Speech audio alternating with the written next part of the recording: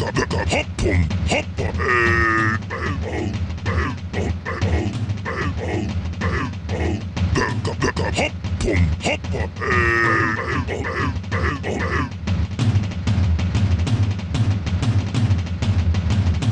what's up guys, Tony here with the Aether Drop, and today we're going to be looking at my favorite Goblin commander, Muxus, Goblin Grandee, and I also have at least one Goblin from every secret lair that featured a Goblin featured in this deck, so there's that as well. Yeah, this deck's been a project for a long time, and I'm excited to show it to you, so let's get into that deck tech.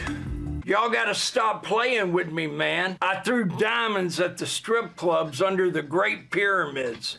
I pushed the camel through the eye of a needle.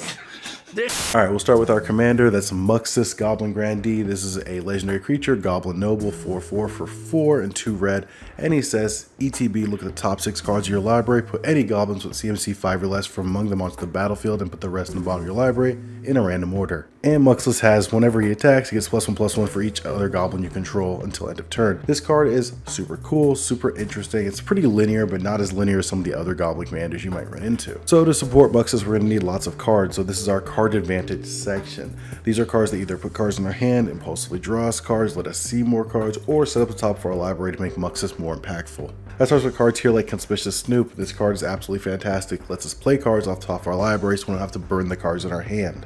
Also can steal activated ability, so if you see a Krenko on top, you now have a Krenko. Then we have Goblin Lackey. When this guy attacks and does damage, we'll put a goblin from our hand onto the battlefield. This card is invaluable because some of our goblins cost a little bit, and we want to save that mana for Krenko. Goblin Matron is pretty good. It's a fabricate for goblins. You get cast it, and then you get to put a goblin from your deck into your hand. Super useful. Then we have Goblin Recruiter. This is the card you want to play right before casting Krenko. Set up the top of your library with anything you want. Cast Krenko, and guess what? You have any 2-card combo, 3-card combo, any beaters, any haste enablers, anything you might need.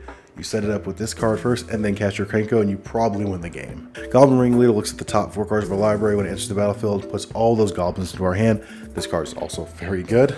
Icon of Ancestry is a lord, and it also lets us look at more goblins. Warrior Marauder is going to allow us to impulsively draw cards whenever we hit with goblins, which is super useful. This is red, and that's how we draw cards. I didn't know there was a Goblin Skull Clamp beside the Darkir Dragonstorm Mardu commander deck, and I'm super happy there is. This is so on flavor, and I love it. It's Skull Clamp. We're going to make a lot of tokens. We'll be able to clamp them away and draw some cards. A lot of cards, actually. Not some cards, just a lot of cards. And Warren Instigator is Goblin Lackey, but again, it does the same thing as Goblin Lackey for us effectively in this deck, and it's good to have a little bit of redundancy like that in this list. Then we're going to rock on to our ETB section. So we're going to have a lot of goblins entering the battlefield. As you saw, we have a lot of effects just in that last section that want to enter the battlefield, and we want to take advantage of doing so much enter the battlefield stuff. So we have cards like Ardaz, Cobble of War. This card is fantastic. We have so many haste enablers in this deck, so whenever we end up playing a bunch of goblins, Ardaz is going to make them bigger, and they're going to be able to attack immediately. Super good stuff. Also, it creates some goblins for us, which is nice. General Creep the Boltbringer is an impact tremors on a body, and that's always good. And speaking of impact tremors on a body, here's impact tremors not on a body. It's impact tremors. So like I said, we're going to have a lot of goblins entering the battlefield, and we might as well take advantage of that. Not a lot of these effects in the deck, but you know, 1 or 2 ain't gonna hurt. And we're gonna want to reuse some of the enter the battlefield effects in this deck. So we have this category, it's our flicker, bounce, copy, just reuse effects category.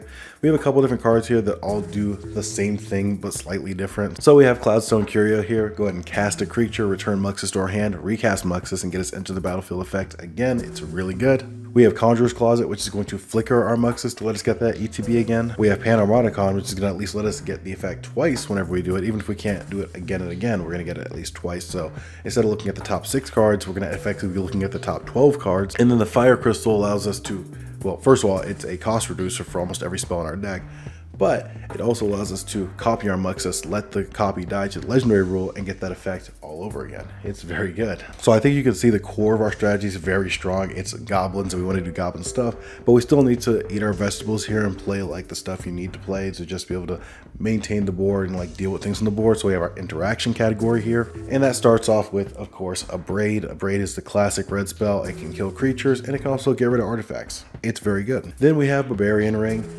This card is fine. It's just a piece of interaction we have on land. We run almost entirely just mountains in this deck, so we have the room to be able to play these weirder cards, and it really won't bother us too much. Blasphemous Act is The board wipe you should probably be running in red. Chaos Warp is your universal solvent here. It removes whatever you need to remove, and it's the best removal in red by a long shot. On theme interaction, we got Goblin Crater Maker here. It's a goblin and it also deals damage, and it can destroy colorless non-land permanents, aka most artifacts. Then we have Lightning Bolt. I don't care what deck it is. If I have the opportunity to try and at least squeeze in this beautiful art by Bridget Roca, I'm gonna do it almost every time. I love this piece of art. Challenge Ignition is very good. Once Muxus is absolutely massive from attacking, you can cast Challenge Ignition, and a lot of times just board wipe everything and deal a massive amount of damage to all your opponents, and still keep your stuff most of the time. It's very good. Pinnacle Monk is here mostly because it's free. We actually just run as a land most of the time because, you know,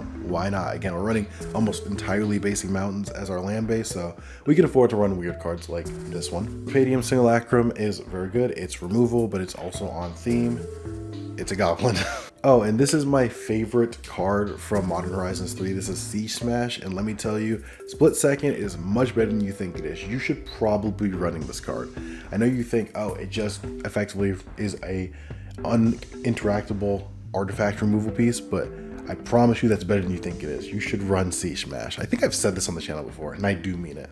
And moving along, we're going to need to be able to make our goblins big, because goblins will be small. Fortunately, goblins have a lot of ways to make themselves big, and that mostly comes in the form of lords. So we have a bunch of lords here, 7 to be exact, and it starts with Dropkick Bomber.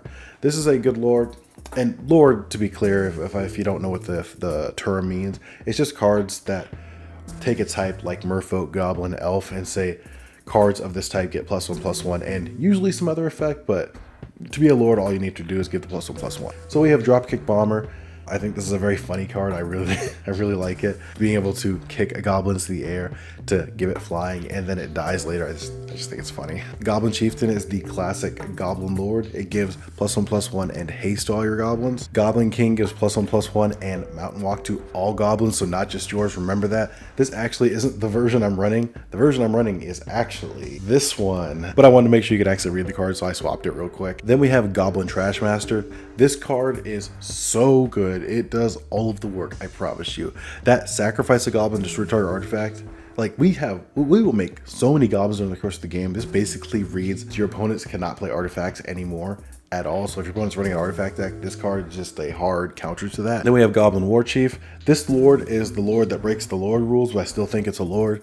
It makes our goblins cost less and it gives our goblins haste. Hobgoblin Bandit Lord. This card wins games on its own. So one Krenko activation after you have a decently sized board, Hobgoblin just doming an opponent in the head is very, very good. There was a game that I played recently where I think I activated Hobgoblin for 26 straight damage and just ended in a player. I was able to do that on the following consecutive turns because they weren't able to get rid of it fast enough. This card wins games. Rundvelt Horde Master is a super cool card. Whenever goblins die, you get to impulse the top card of your library, and if it's a goblin, you can cast it. This is very good through turning your deck and finding answers when you need them, like one of the other lords we have here or something else. Next, we have our ramp section. This is most of what you expect for a goblin or mono red deck, but I got a few spicy picks in here, and we'll talk about them. But let's start with Arcane Signet.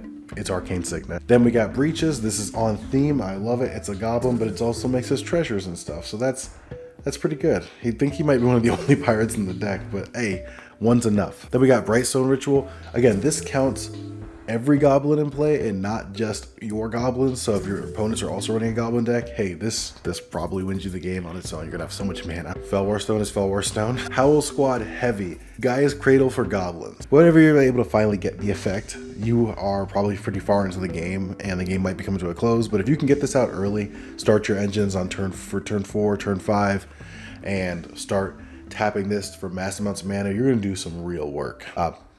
It's Mind Stone.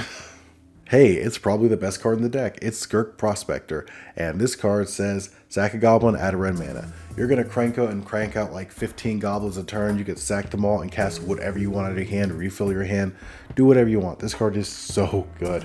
Probably the best card in the deck by a country mile, honestly. Got Soul Ring in the deck. Okay, this is one of my pet cards from Lord of the Rings. I think this is like one of my favorite cards of Lord of the Rings. It's a board wipe, but it also will incidentally make you treasures every turn. Thought Vessel. There's not a lot of times you're going to have way too many cards in hand, but There will be times we have way too many cards in hand, and this card will be a godsend. Next, we have our token production. We have a lot of things in this deck that make tokens, and they're relevant for a lot of reasons, from Skirk Prospector to Goblin Surgeon to Muxus' combat ability. So we'll start with Den of the Bugbear. It's a land. It's nice to be able to have these utility lands and not worry about it too much because, you know, mono red. Then we have Dragon Fodder. This creates us 2 tokens. Then we have Goblin Rabble Master.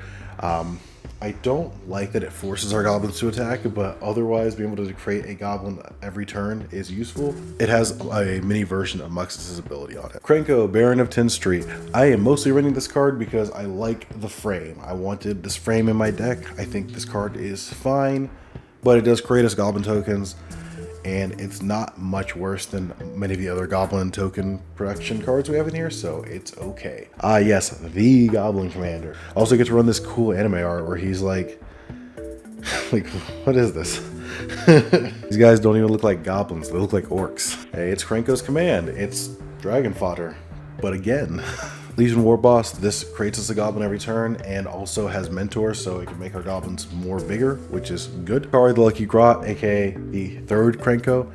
Krenko 10th Street Kingpin. He gets his power bigger and then creates goblins based on that instead of just creating goblins based on the number of goblins you have. Having both is great. Run both.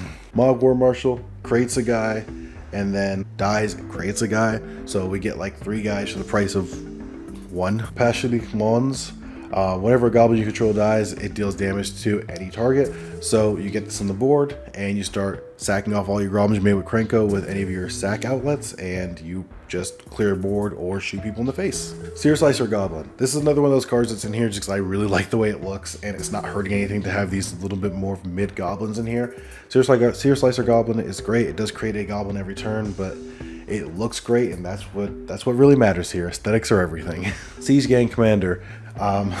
Creates 3 goblins and enters, so 4 goblins for the price of, well, 5, which is still a lot on rate, but you can sack goblins and deal damage to things, so you can use this to, again, clear board or shoot people in the face. And of course, we can't have a goblin deck without a little Squee action in there. We got Squee. This guy makes tokens, and he's recastable from the graveyard, so he's not an infinite sack outlet, but he is like a sack outlet we can use again if we really need to. All right, and our final categories are utility categories. We got Brash Taunter here. He is the blocker extraordinaire. He'll make sure that people don't want to attack us as much while he's on the board, so that's pretty good. Then we got Fable the Mirror Breaker. This is looting, this creates us treasure, and it creates a goblin on the backside that can make copies of our other goblins. So we get more ETB effects, or we get to duplicate things that we are already doing. Goblin Surgeon, protect your Krenko, protect your Muxus, protect your other Krenko, protect your 3rd Krenko. Protect all the Krenkos with this guy. Grenzo is very good. Being able to force your opponent's creatures to be goaded and make sure they're not attacking you back. So next is Kiki-Jiki Mirror Breaker, and I might have mentioned this already, I'm pretty sure I did, but I run a goblin from every secret lair that exists with a goblin in it, and even though I'm not a super big fan of the Braid Den frame, I've mentioned it before, we talked about it in a video, I gotta run it, so here's Kiki-Jiki because he exists. And you'll see that with a couple of other cards in this deck as well. Yeah, we have Quark the Thumbless here. Stand by. I run a lot of weird art in this deck. I'm sorry, I don't know what you want me to do about that. Quark is pretty great. It lets us reuse some of our spells. He's also a goblin. He also existed in a secret lair, so he is going to be in this deck. Then we have Scroll Rack. Being able to set up top of our library for Muxus is very good. This card does it the best. This is an infinite sack outlet because you can re-hit this back to your hand and keep casting it and sacking it if you need to. It's also a fantastic blocker. Split-Foot Boots, protect Muxus. Treasure Nabber, punish your opponents for playing too many mana rocks. Take them, sack them, eat them, and that'll about do it. As for usual, I don't talk about lands unless there's something specific that's relevant to the deck, and most of those lands I talk about in the body of the discussion, but there's also 3 Tree City real quick. I want to talk about that. It is Gaia's Cradle for goblins specifically, or for whatever creature type, and it's very good here. You should run it probably. And that is my Muxus Goblin Grandee Commander deck. Let me know what you think. Let me know what you would change. Let me know what you would add. I'm very curious. Be sure to like and subscribe so that you can see more videos like this when they come out. Check out the second channel if you're interested in some stuff besides Magic the Gathering content, and check out my Instagram if you want to see other stuff like pictures I post of food. And I guess that's about it. I'm Tony. This is the Aether Drop, and I'm a fucking walking paradox.